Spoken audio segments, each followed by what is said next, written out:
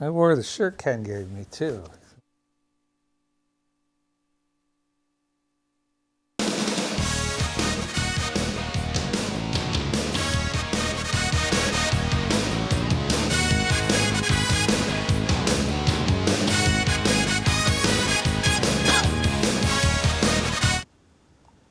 Hello, everyone. I'm Marty Chinesky. And flying solo today. Ken has a prior commitment. We're in our second week coming off summer break, and I'm happy to be here. Today is the 6th of September. Fall is right around the corner. The equinox will be on the 21st for all you science geeks that want to know those things. And I guess we'll start right off with football. Football. It's that season. Fall ball is going down, and we got scores. We'll post them up here.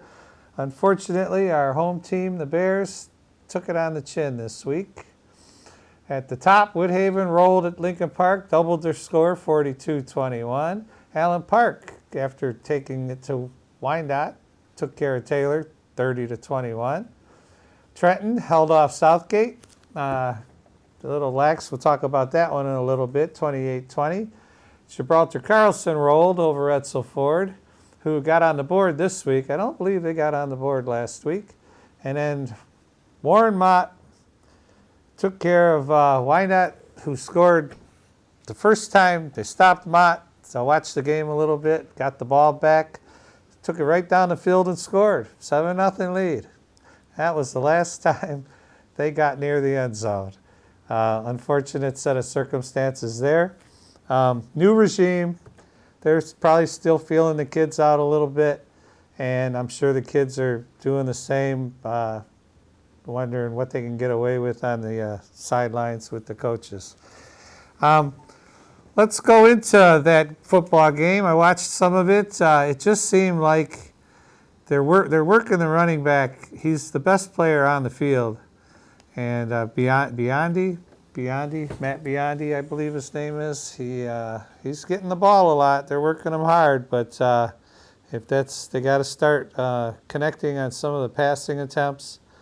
And it just looks like once they got down 21, it just looked like the shoulders deflated. Now, I'm no football coach. I'm a bowling coach.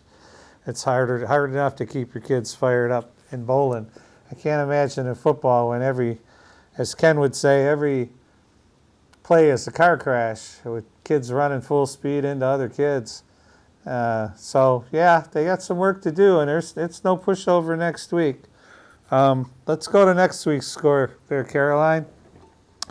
Next week's games. Wyandotte's got Southgate, who just gave Trenton a battle. The home team's on the left, so Wyandotte's home team next week. Lincoln Park's got Edsel Ford. That game's a toss-up. I think Trenton takes care of Taylor, okay, and the Carlson-Allen Park game will be a good game because they're both undefeated at 2-0. So that's a big game. And then Woodhaven's got the non-league game, Brother Rice, and as they like to say, don't bring a boy to do a man's job. Brother Rice is going to come in here, and they're going to be solid for Woodhaven, definitely. It's going to be a battle. And the Woodhaven gang, I'm sure, will be ready since they did just put 42 on Lincoln Park. I have some other results that we can't fit on there. Riverview, our local team, took care of Monroe Jefferson 43-0. Grosville took care of Monroe St. Mary's Catholic Central 21-14.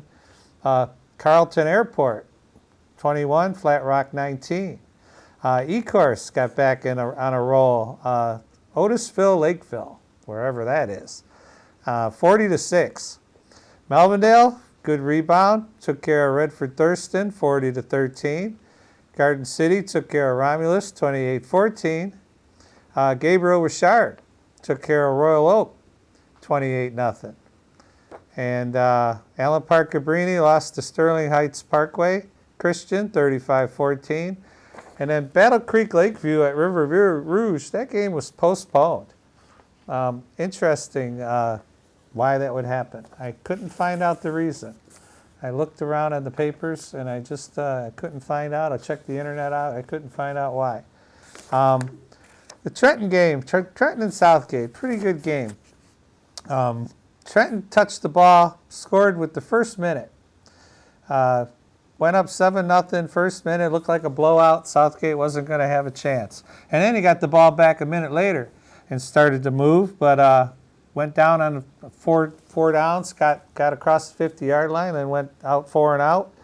And from there, Southgate made it a game. Now the Trenton Trojans were coming off, knocking off reigning Division IV state champ Chelsea that we talked about, 6-3, and then Anderson took care of Edsel Ford 19-0 last week. So they were both 1-0. And interesting that Southgate last year, they were 1-8. Okay, now not knowing who they beat, it was either Edsel Ford, Lincoln Park, one of the weaker teams in our league, but they were outscored 322-58. Just think about that. All right, that's pretty much 6-1. You know, you're getting outscored. But now this game at Trenton, their quarterback had 3 touchdowns. On the other side of the ball, Chase Barbosa, he had 3 Anderson touchdowns, and finished with over 100 yards. In Trenton, like I said, they scored in the first minute. First play of scrimmage, the quarterback kept it, ran about 60 yards to the 20-yard line. I said, and then on the next play, he kept it again, and it was a touchdown. So 2 plays, 7-0. And then an extra point was good. But Southgate wasn't going to sit back. They almost at the end of the first quarter, they tied it up, 7-7. Then at the half, the game was 14-14. So it was a good battle going on. But then Southgate got the ball to start the second half and fumbled it on their own 3-yard line. And it didn't take Trenton long to punch it in. In fact, the quarterback punched it in for his 3rd score, I believe. And then it was 21-13, 21-14. Southgate came back with 8:44 left in the 4th quarter. They scored a touchdown, but they blocked the extra point and had a 21-20 lead. And then Trenton scored one more time, made it 28-20, and then Southgate, towards the end of the game, was marching down the field, and they threw one in the end zone. They got picked off. Got picked off by actually the punter. This kid's name's Sage. And that's how the game ended, 28-20. So it must have been a great time over there if you're in the fans for that one. As I said, Southgate's going to play against Taylor, and Trenton's going to play Taylor next week, and the Titans are coming here. I'll say this, Wyandotte better be ready. They better be ready. Hopefully they have a good week of practice. And in fact, that's what the Trenton coach complained about. He said, we were still high on the hog from winning the week before 6-3, that our kids thought they were indestructible.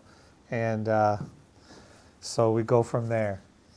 I also have some rankings. I dug up some rankings, Michigan High School Athletic Association rankings.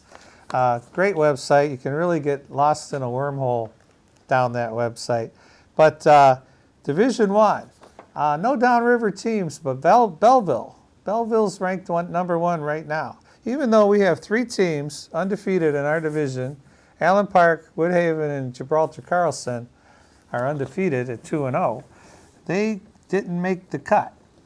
Detroit Cass Tech was 10th in Division I, and Belleville, basically the only teams local, if you count Detroit local, which it is.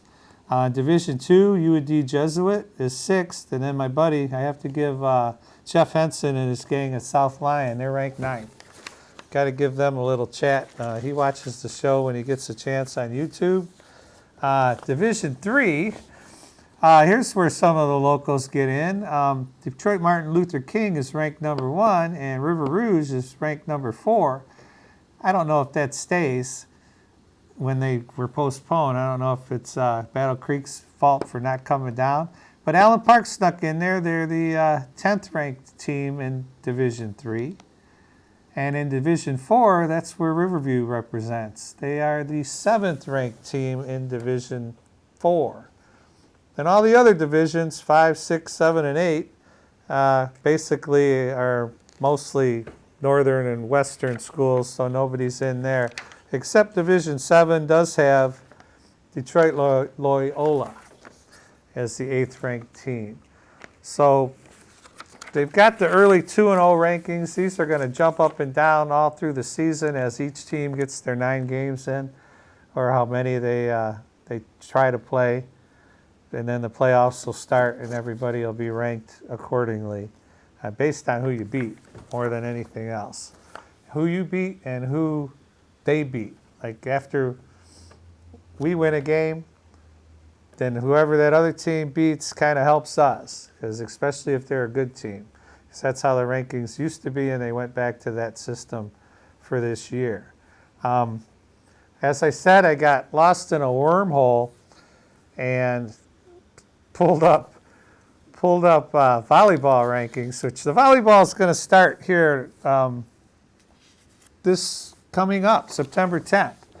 Wyandotte's going against Allen Park Cabrini, and that will be their first match, I do believe. Then the 13th, they're going to catch Etzel Ford, and the 15th, they're going to catch Woodhaven. Now that'll be a true test of their abilities, because Woodhaven is always solid. But again, I really think Downriver gets ripped off, because out of every team in the 4 divisions in volleyball, there isn't a single Downriver team that's ranked. And again, they haven't played yet. But even Intercity Baptist went to the semifinals, the Final Four last year. You think that would give them some kind of ranking in Division 4, and or D4 as the kids call it. But it doesn't. You know, they're not even ranked anywhere in here. And now the team they lost to, Lansing Christians, I believe is who they lost to last year. They're ranked 8th. So I guess they snuck in. They did get, Riverview got an honorable mention. And Riverview does have that one superstar player on their team. So that carried them into the Final 2, I believe, last year. Unless they were, did they win it? See, I'm not up on my facts. I need my partner to bounce them off of. But again, he had a somewhere to be tonight, and it's going to happen to me in 3 weeks. And Ken can fly solo on that deal. Let's get into boys soccer. Big rival game here last week. It was, let me see what day that game was. Last Wednesday. And so that would make it the 30th. Yes, 31st. The 31st. Last Wednesday, Riverview and Grosville, 2 of the best teams downriver as far as soccer goes, or football. The host Pirates, their home field, scored a goal in the first half. They scored a goal in the second half, and took down Grosville. Now, Grosville come in as the reigning Huron League champ, and they've been to the Division III state champ game in each of the last 4 seasons. I believe they've won it 2 of those 4 times. And what I found out, Grosville's team's a little beat up. I mean, their record already, they're only 1-2, 1-1 in the Huron League. Riverview, they're 9-1 overall, and 2-0 in the Huron League. So now Grosville has to get it together and win out, and then they'll play Riverview again and hope to beat them. Then they can have a tie in the Huron League. But they keep saying, as the coach says, every day they get a little bit healthier. You know, Coach John Evans of Grosville, apparently they're a little beat up. Now, it's hard to use the injury excuse, but it does happen. It does, especially if it's one of your studs. You know, if your studs are out, and then you got to have somebody, let's say a freshman or a sophomore take his place. That would be tough. But they scored once. Riverview scored once on a penalty kick, and we talked about that. When you do some foul in the box, ball goes right in front, and then it's hard to stop those. And then they scored again in the 59th minute, and and then Groseville start pressing. They had a few good shots, but it wasn't meant to be. So Riverview gets the notch on the very first meeting for those two teams. They'll probably end up at a tournament somewhere together along with the league games. But currently Riverview's got the inside track on all of that. So I have one more ranking, and I don't know, like I say, you get lost in a wormhole, and you get to fall into it, and it's boys tennis, okay? Boys tennis. Now you would think with all the success that like Wyandotte had last year that they would be ranked some sort, not happening. Catholic Central, about the only local team in Division I, and there's really UAD Jesuit for 2. Division III, it's got Country Day, and you can't call it Chelsea nearby, but and then Division IV, really nobody. So until the season starts and the tennis gets rolling, we'll have to see if our downriver teams can make it, because again, Woodhaven's solid in tennis. I think Trenton's solid in tennis. We were solid in tennis last year. So those scores will start hitting pretty soon. So as we roll, I don't have a whole lot more to talk about. The Carlson football game with Edsel Ford was a blowout pretty much. Every time Carlson touched the ball, they scored. It was 35-0 at one point. And you put your 9th and 10th graders in. So Flying Solo makes it tough. Big weekend coming up. The Detroit Lions open their season. All the suicide pools are starting. All the fantasy leagues are starting. My table at work was full of fantasy football trophies that got brought in. It's funny in my job. You get two choices. People bring them in right after the Super Bowl to get them engraved so the guy can have it all year, or they just let them sit there till the draft, which everybody's draft would have been in the last 2 weeks, and they bring them in so they can hand it to the guy when their thing comes up. Don't forget to get a hold of us, localsportswrapup@gmail.com. Want to say hi to our fans out there that have been giving me letters. We're back. We'll be here every week. Hopefully 2 of us. There's open audition now. If you want to fill one of these seats, you certainly could. Odds almost did it here, but he's working the camera today. We could have got him in here to bounce things off of each other. But with the fantasy, I'll just say it, the suicide pool, you get 1 pick, and you better make it good. And for everybody watching, I like Tennessee this week. They're playing the Giants, and that's my team, and I'm going to pick Tennessee this week to move on to week 2. They just have to win outright, and then at the rest of the season, I don't get to use Tennessee anymore. That'll be it. It's a home game. I like picking home teams in that. It doesn't always work. There's 900 people in this pool, or 900 picks. So you got to go a good 15, 16 weeks and still win. I'm going to start to wrap it up here. Don't forget to get a hold of us there, localsportswrapup@gmail.com. You can watch us on YouTube, Channel 15 and Wyandotte Cable. I want to say hi to my mom. We watched the show together last week, and she enjoyed that a lot on the YouTube, that YouTube thing the kids are calling it.